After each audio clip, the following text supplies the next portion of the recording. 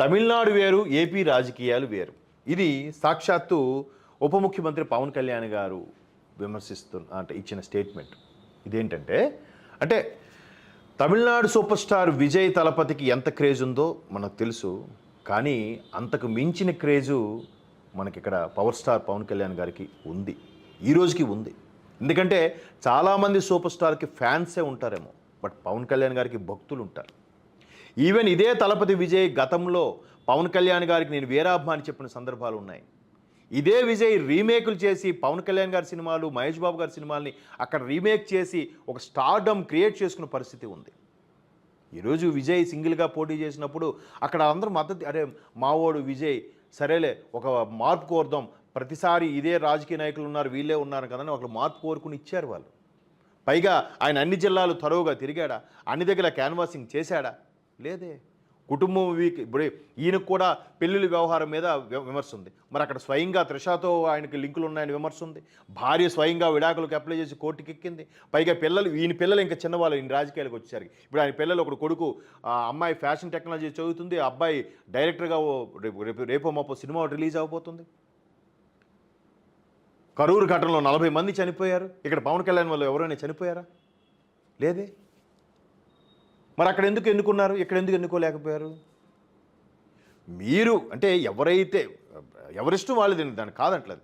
ఆయన 2019 ఇండివిజువల్గా పోటీ చేసినప్పుడు ఒక్క ఛాన్స్ తండ్రి లేనివాడిని, నేను అమాయకుడిని, నాకు ఏ స్కామ్లు లేవు, అనవసరంగా అరెస్ట్ చేశారు కాంగ్రెస్ వాళ్ళు అంటే ఇప్పటికీ ఆ కేసులతో నిజంగా అనవసరం అనుకుంటే జగన్మోహన్ రెడ్డి గారి మీద ఇప్పటికీ ఆ కేసులు కొట్టేయాలి కదా. 12-13 ఏళ్ళుగా ఆయన బెయిల్ మీద ఉండడం ఏంటి? బెయిల్ మీద ఉన్న వ్యక్తి ముఖ్యమంత్రి అయిపోవడం ఏంటి? ఆ అవకాశం ఇచ్చింది ఎవరు? ఈ ప్రజలు కాదా? ఎప్పుడైతే అన్న మొత్తం సున్నం పెట్టాడో, ఓన్లీ పథకాలు బటన్ నొక్కుతాను, మీరు తీసుకోండి, మీరు సోమరిపోతులుగా ఉండండి, మీరు పనేం చేయకండి, మీ ఇంటికి ఇస్తే రేషన్ ఇస్తా, మీ ఇంటికి వచ్చే డబ్బులు ఇస్తా, మీ పిల్లలకి యూనిఫామ్లు పల్లీ పట్టీలు అన్నీ ఇస్తా,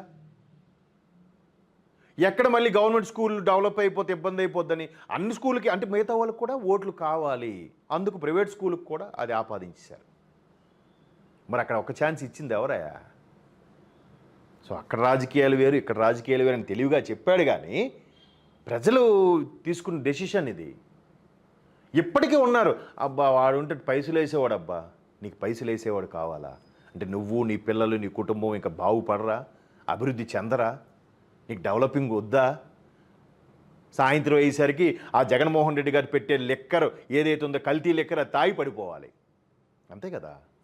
రోడ్లు వద్దు, భవనాలు వద్దు, డెవలప్మెంట్ వద్దు, వాళ్ళ పిల్లలు ఎక్కడో లండన్లో చదవాలి, నువ్వు మాత్రం ఇక్కడే మగ్గిపోయి అలాగే ఇక్కడే ఉండాలి. 5 ఏళ్ళకి ఒకసారి ఓటేస్తే చాలు, నాకు నీకు 5 ఏళ్ళకి సరిపడా సంవత్సరానికి ₹1,00,000 ఇంటికి ఇస్తా, అమ్మ ఒడి, నాన్నబడి, గాడిది గుడ్డు బడి అని ఇస్తే హ్యాపీ. అంటే నేను మ్యాటర్ చదవకుండా నేను ఇవన్నీ మాట్లాడాల్సి వస్తుంది పరిస్థితి. ఎందుకంటే ఇక్కడ ఆయన చాలా పద్ధతిగా డీసెంట్గా మాట్లాడతాడు, మనం వాళ్ళ వాస్తవాలు మాట్లాడుకోవాలి కాబట్టి మనం మళ్ళీ మాట్లాడలేకపోతున్నాం. ఇక్కడ ఆయన ఏమన్నాడు, తమిళ పార్టీలా చేసి ఉంటే బాగుండేదని పోరు పెడుతున్నారు. అంటే తమిళనాడులో ఆయన ఎవరితో కలవలేదు, తమిళ పార్టీలకు సింగిల్గా వెళ్తే, మరి సింగిల్గా 2019 వెళ్తే 2 చోట్ల వాడుకొట్టారు కదా ఇన్ని, అటు భీమవరంలోను ఇటు గాజువాకలోను. అధ్యక్షుడే ఓడిపోతే ఇంకేంటి, ఎంత అవమానకరమైంది నిజంగా. ఈరోజు జగన్మోహన్ రెడ్డికి ఒకసారి ముఖ్యమంత్రి అయినా కూడా 11 సీట్లు గెలుచుకుంటే ఈరోజు ఆయన బయటికి రావట్లే, అసెంబ్లీకి వెళ్ళట్లే. రాజకీయాల్లో గెలుపోవటములు సహజం. ఇదే చంద్రబాబు నాయుడు గారు 4వ ముఖ్యమంత్రి అయినా ఆయన ప్రతిపక్ష హోదాలో చాలాసార్లు కూర్చున్నాడు. ఆయనకి చాలా అవమానాలు జరిగాయి. ఆయన భార్యని చట్టసభల సాక్షిగా అవమానించారు, బోరును వెలిపించాడు, అయినా తగ్గలే. రాజకీయాల్లో ఇవన్నీ గెలుపోవటములు సహజం అనుకుంటూ ఆ వయసులో కూడా ఆయన వచ్చి పరిపాలన చేస్తున్నాడు. ఆయన అది స్పిరిట్ అంటే. ముఖం చాటేసేసి బెంగళూరు వెళ్ళిపోయి ఎక్కడికి. మరి ఈయన కూడా 2 చోట్ల ఓడిపోతే 3వ రోజు రోడ్ల మీదకి వచ్చాడండి. అప్పటికే స్టార్డమ్ ఉంది, వయసు అయిపోయిన రాజకీయ నాయకుడు పెట్టిన పార్టీ కాదు ఇక్కడ కూడా పవన్ కళ్యాణ్. స్టార్డమ్ ఉండి కూడా కోట్లు వస్తాయి సార్. ఆయన ఒక యాడ్ చేసినా కూడా ఆయన తలుపు తట్టని యాడ్ కంపెనీ లేదు, దేనికి ఆయన ఒప్పుకోలే. ఏదైతే పెప్సీకి ఫస్ట్ మీ అందరికీ తెలుసో తెలీదో ఒక ఎంఎన్సి మల్టీనేషనల్ కంపెనీకి యాడ్ చేసిన మొట్టమొదటి South Indian super star Pawan Kalyan. ఈ విషయం ఎంతమందికి తెలుసు? పెప్సీకి. అంటే నేనేదో హోర్డింగ్లో పెట్టి ఆ యాడ్ గురించి అనట్లేదు. యాడ్ చేసి ఈవెన్ క్రికెట్లో వాటిలో కూడా ప్లే చేసిన యాడ్లో నటించిన మొట్టమొదటి super star, South Indian super star Pawan Kalyan. అంతవరకు యాడ్స్ అంటే అంతసేపు బాలీవుడ్లోలే, అంతా వాళ్ళే కదా. అంటే వాళ్ళ సినిమాలే ఆస్కార్లు, వాళ్ళ సినిమాలే నేషనల్ అవార్డులు, వాళ్ళే తోపులు, వాళ్ళకే పద్మశ్రీలు, అన్ని పద్మ అవార్డులు. మనకి ఎక్కడ ప్రాధాన్యత ఉంది? అటువంటి రోజుల్లో ఫస్ట్ పెప్సీ యాడ్ చేసిన మొట్టమొదటి సౌత్ ఇండియన్ సూపర్ స్టార్ అది పవన్ కళ్యాణ్ రేంజ్. అంత రేంజ్ ఉండి కూడా ఈయన ఎందుకు రాజకీయాల్లోకి వచ్చాడు? అసలు ఎవరి కోసం వచ్చాడు? మరి ఇక్కడ వాళ్ళు ఎందుకు అర్థం చేసుకోలేకపోయారు? అక్కడ వాళ్ళు ఎందుకు ఆయన బ్రహ్మరథం పట్టారు? అదే చెప్తున్నాడు ఆయన తప్పు పట్టట్లే. నేను తప్పు పడుతున్నానేమో కానీ ఆయన తప్పు పట్టట్లే. సరే, ఇక్కడ చూడండి, వైకాపా గెలిస్తే ఇంట్లో ఆడవారిని బయటికి లాగే పరిస్థితి, అవునా? మరి అటువంటి వైకాపా, అరే ఆయన ఏదో తండ్రి పోయిన తర్వాత ఇది అరెస్ట్ అయ్యాడు పాపం, ఏదో ఆయన అమాయకుడు, ఆయనకు అసలు ఏమీ తెలియదు. ఏం తెలియకపోవడం ఏంటి? లెక్కర్ ఎవరిది? ఇసుక ఎవరిది? ప్రతి దాంట్లో కార్యకర్త తినొద్దు, మంత్రి తినొద్దు, ఎవరికి ఇవ్వద్దు, మొత్తం మనమే వేసేసుకుందాం. మందికి ఏమయ్యారు? అక్కడ కనబడట్లే. 151 మంది గెలుచుకుంటే 2019లో, 2024 ఓడిపోయిన తర్వాత 151 మందిలో 10 మంది కూడా పట్టుమని కనబడట్లే. జగన్మోహన్ రెడ్డి గారికి సపోర్ట్గా నిలబడి మాట్లాడట్లే. తెలిసిపోయింది అందరికీ వాళ్ళ నిర్వాకం.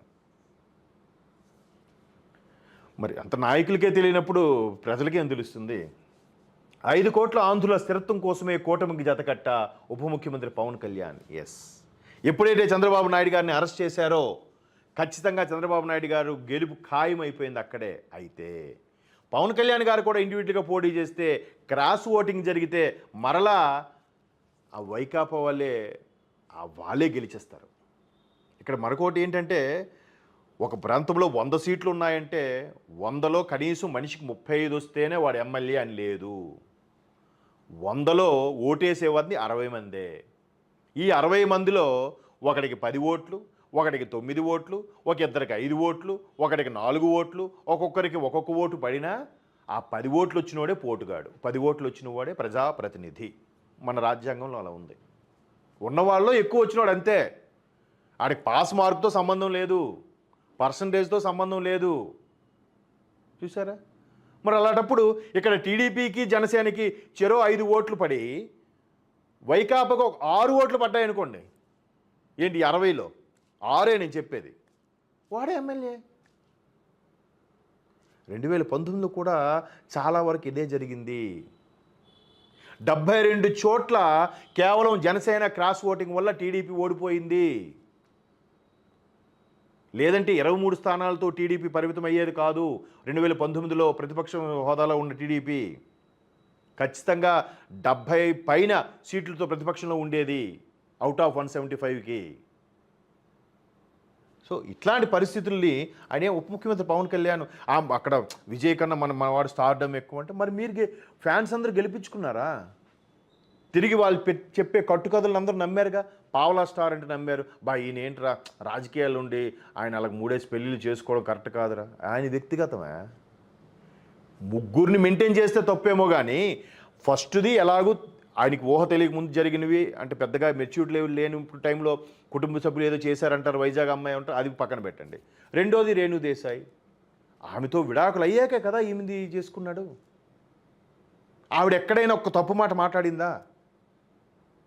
రేణు దేశాయ్ ఇలాంటోడు అలాంటోడు దుర్మార్గుడు. ఇంకా ఈవెన్ విజయ్ భార్య సంగీత ఒక హీరోయిన్తో సత్సంబంధాలు ఉన్నాయి, ఆవిడతో వద్దు అని చెప్తే ఓకే అని మాట ఇచ్చాడు, మరలా మాట తప్పి ఆమెతో రిలేషన్స్ కొనసాగించాడు కాబట్టి నాకు విడాకులు ఇప్పించండి అంది ఆవిడ కదా. మరి ఇక్కడ రేణు దేశాయ్ గారు ఒక్కరోజైనా తప్పు మాట మాట్లాడారా? లేదే. పోనీ నిజంగా పవన్ కళ్యాణ్ గారు తప్పు చేస్తే పవన్ కళ్యాణ్ గారి బిడ్డలు, అంటే రేణు దేశాయ్ గారికి పవన్ కళ్యాణ్ గారికి ఉన్న పిల్లలు ఎవరైతే ఉన్నారో అఖిరానంద్, వీళ్ళందరూ మరి ఈ తండ్రితోనే ఉంటున్నారుగా. మరి అక్కడ సంగీత పిల్లలు, అంటే విజయ్ గారి పిల్లలు సంగీతతో సపోర్ట్గా, తల్లి సపోర్ట్గా అక్కడ ఉన్నారు తప్ప తండ్రికి సపోర్ట్గా ప్రమాణ స్వీకారానికి కూడా రాలే. మరి లెక్కను చూస్తే ఈయన గొప్పోడా విజయ్ గొప్పోడా? చిన్న అంటే లాజికల్గా మాట్లాడితే ఈయనంటే ఏదో ప్రేమ, ఆయనంటే ద్వేషం కూడా కాదు చెప్తున్నాను.